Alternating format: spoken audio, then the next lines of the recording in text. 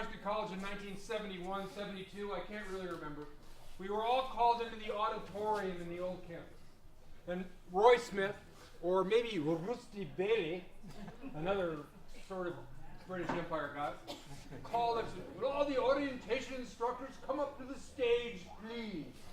And so there were like 24 orientation instructors. And how many people have seen the first Twilight movie? Raise your hands. Okay. How many people have seen the first Star Wars movie with the bar scene? Yeah. Okay, so you got 24 people up on the stage who look like extras from the Star Wars bar scene. There's like hair and there's like piercings, and this was a long time ago, and tats and like really short shorts and hairy armpits, and that was the women. So it was incredible. It was incredible. And I'm going, wow, I'm like 19. I'm looking at these guys going, oh, I want to be so much like those people. And in the middle of this group, from the Star Wars bar scene, are these two guys. The two guys. And they've got like pressed chino shorts on and like polo shirts and short hair. And they're like, I looked at the guy next to me. I said, look at those two losers in the middle. Who's going to get them as an orientation instructor? Well, I did, of course. I did. So it turned out that Dan and Doug were actually the world's greatest orientation instructors. I mean, they really were. But that didn't prevent me, a snotty 19-year-old with a really bad attitude, from being the world's worst orientation student. So at one point, we're doing a Lake Powell thing, right? Lake Powell, we hate it, but it's beautiful. And they're putting us out on solo, and we all have like our own little island, our own little peninsula. It's just rock. There's no vegetation. And I find a little overhang where I can put half my body underneath it. We only get our toothbrush, our journal, and 3 matches. This is the old days when solo was like intense. So it's really it's awful. And we all went through solo. It's like my head's going crazy. I'm sort of hungry right away, and I don't know what to do. And it's a pretty intense experience for a shallow 19-year-old. And then, and the way it worked out is that every day we would build a little rock cairn in a predetermined spot. And Doug or Dan would kayak over and knock over the cairn. And that was their way of checking on our safety. Now, if you stop and think about that in the modern context, first Cecil. We still do that. You do? No, there's no way. Because that means that if I built my cairn after they knock it over, there's a 24-hour period where I could be dead, right? But that's another story.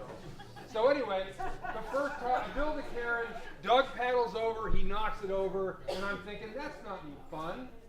So the next day, and I'm starving, the next day, I build my cairn on top of a little cliff that's visible from the water.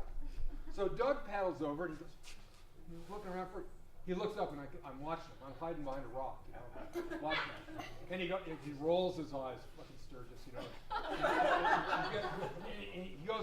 he thinks about getting out of his boat, right, and climbing up there and knocking the thing over. But he said, wait a minute, there's a better way here.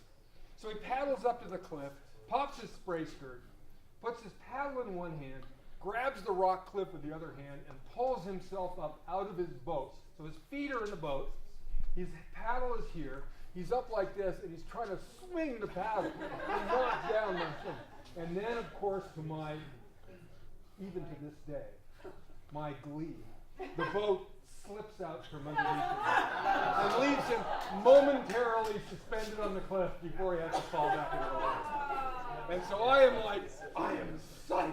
I'm like dancing around. I'm so happy. I can't even describe to you how happy I am. And I've tricked Doug into getting wet. And I'm thinking, this is so great. What will I do tomorrow? I'll do the same thing. He's so stupid he'll do it again. So I build the rock cairn on the cliff. Next day, it's the third day, because I'm really like low blood sugar, man. I'm down. I'm really feeling the hunger thing. He paddles up, He looks up, he sees the cairn on the cliff, he has a secret smile.